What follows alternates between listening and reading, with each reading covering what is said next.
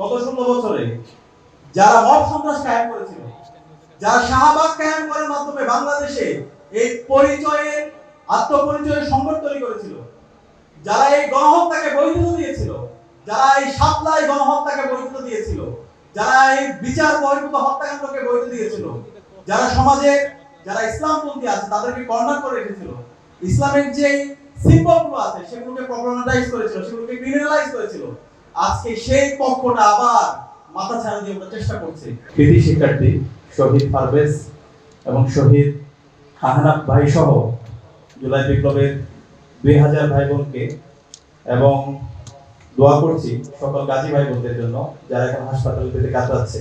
আল্লাহ পাক সুবহানাহু ওয়া তাআলা সকল গাজী ভাই বোনদের দ্রুত সময়ের মধ্যে সুস্থতা নিয়ামত দান করুক, আল্লাহুম্মা আমিন। আজকে আমি যে ক্যাম্পাসে দাঁড়িয়ে কথা বলছি, মানারত ইন্টারন্যাশনাল ইউনিভার্সিটি, এই ইউনিভার্সিটি ফেসিবাদী আমলে সবচেয়ে বেশি ভিত্তিক ছিল। বাংলাদেশে 16 বছরে বাংলাদেশের কৃষি শিক্ষা প্রতিষ্ঠান ফেসিবাদী আমলে খুনি হাসিনা এবং দিল্লির যারা দালাল ছিল তারা এই প্রতিষ্ঠানগুলোতে, এই প্রতিষ্ঠানের শিক্ষক শিক্ষার্থীবৃন্দ, এই প্রতিষ্ঠানের অভিভাবকদের উপরে ক্রমাগত তারা নির্মম নির্যাতন চালিয়েছে। এর মধ্যে অন্যতম একটি ক্যাম্পাস হচ্ছে মানারাত বিশ্ববিদ্যালয়।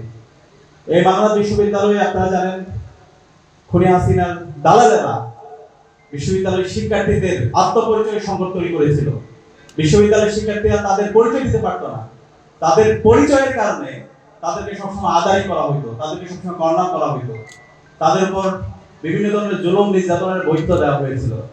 এবং গত 16 বছরে যতগুলো আন্দোলন সংগ্রাম হয়েছে, প্রাইভেট বিশ্ববিদ্যালয়ের বাংলাদেশে যতগুলো প্রাইভেট বিশ্ববিদ্যালয় ছিল, বিশ্ববিদ্যালয়ের শিক্ষার্থী ভাই বোনরা নেতৃত্ব দিয়েছে এবং এর মধ্যে গুরুত্বপূর্ণ ভূমিকা পালন করেছে মানব বিশ্ববিদ্যালয়ের শিক্ষার্থী ভাই বোনরা। যতগুলো আন্দোলন হয়েছে সেটা ব্যাচবিরোধী আন্দোলন থেকে শুরু করে নিরাপদ সড়ক আন্দোলন এবং সর্বশেষ জুলাই বিপ্লবে আমাদের মানব বিশ্ববিদ্যালয়ের ভাই বোনরা তারা তাদের জীবন দিয়ে নীতি নির্ধারণ করে পুরো আন্দোলন জুড়ে গুরুত্বপূর্ণ ভূমিকা পালন করেছে।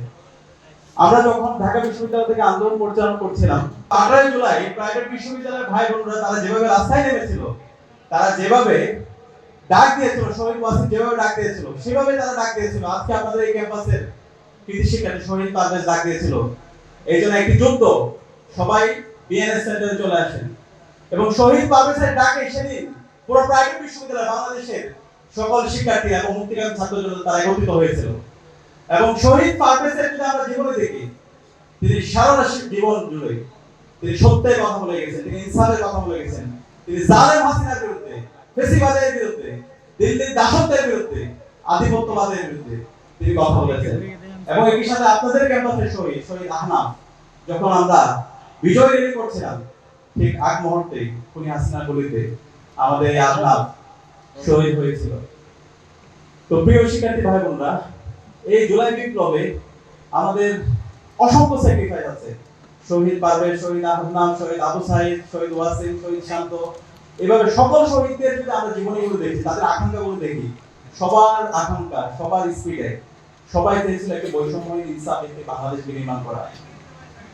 আজকে জুলাই বিপ্লবের 1 বছর পরে যখন আমরা দেখি আমাদের শহীদদের আকাঙ্ক্ষার আলোকে আমরা কতটুকু আমাদের দেশটাকে করতে পেরেছি, তখন আমাদের অনেক ক্ষেত্রে হতাশা কাজ করে। আমাদের শহীদ পরিবারের যখন কথাগুলো শুনি, তাদের সাথে যখন সাক্ষাৎ করি, তারা যখন বাংলাদেশের বর্তমান আমাদের মধ্যে অনেকগুলো দেখে, নিজেদের ক্ষুদ্র স্বার্থ, নিজেদের মধ্যে দলাদলি, এই বিষয়গুলো যখন দেখে তারা অনেক বেশি কষ্ট পায়। তাদের কন্যাগুলো দেখে, তাদের কান্নাগুলো দেখে আমাদের হৃদয়ে অনেক বেশি ব্যথা কাজ করে। আমি বাংলাদেশের সকল ছাত্র সংগঠন, রাজনৈতিক দল, সিভিল সোসাইটি, আমি সবাইকে অনুরোধ করব, আসেন আমরা ঐক্যবদ্ধভাবে আমাদের এই বাংলাদেশটাকে বিনির্মাণ করি। বাংলাদেশে আমরা একটা ঐতিহাসিক সুযোগ পেয়েছি। এই জুলাই বিপ্লবের পরে বাংলাদেশে আমাদের ন্যাশন বিল্ডিং করার জন্য, একটা জাতীয় হয়ে ওঠার জন্য আমাদের ঐতিহাসিক একটি সুযোগ আসছে। আমরা নিজেদের মধ্যে বিভাজনমূলক আচরণের মাধ্যমে নিজেদের ব্যক্তিগত স্বার্থ, এই ধরনের দলীয় স্বার্থ, এইগুলোর কারণে আমাদের এই ঐতিহাসিক সুযোগটা যেন আমরা নষ্ট না করি।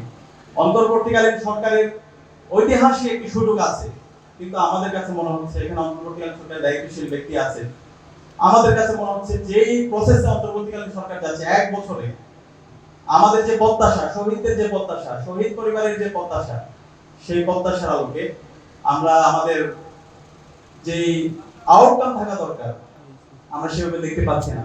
বিপ্লবকে যেভাবে ধারণ করা দরকার সেই বিপ্লবকে অন্তর্বর্তীকালীন সরকারের দায়িত্বশীল বিন্দু সেভাবে আমাদের কাছে ধারণ করছে না বলে মনে হচ্ছে।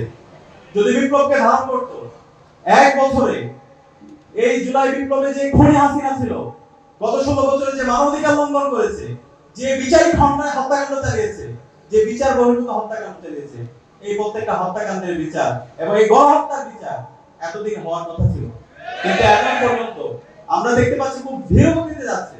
এবং এই বিচারিক প্রক্রিয়ায় যেভাবে সবার ঐক্যবদ্ধভাবে কাজ করা দরকার সেই জায়গায়ও আমরা ধীর গতি দেখতে পাচ্ছি। আমরা এর পক্ষান্তর দেখতে পাচ্ছি গত 16 বছরে যারা মব সন্ত্রাস কায়েম করেছিল, যারা শাহবাগ কায়েম করার মাধ্যমে বাংলাদেশে এই পরিচয়ের আত্মপরিচয়ের সংকট তৈরি করেছিল, যারা এই গণহত্যাকে বৈধতা দিয়েছিল, যারা এই সাপ্লাই গণহত্যাকে বৈধতা দিয়েছিল, যারা এই বিচার বহির্ভূত হত্যাকাণ্ডকে বৈধতা দিয়েছিল, যারা সমাজে যারা ইসলামপন্থী আছে তাদেরকে কর্নার করে রেখেছিল, ইসলামের যে সিম্বলগুলো আছে সেগুলোকে প্রবলেমাটাইজ করেছিল, সেগুলোকে ক্রিমিনালাইজ করেছিল, আজকে সেই পক্ষটা আবার মাথা ছাড়া দিয়ে ওঠার চেষ্টা করছে।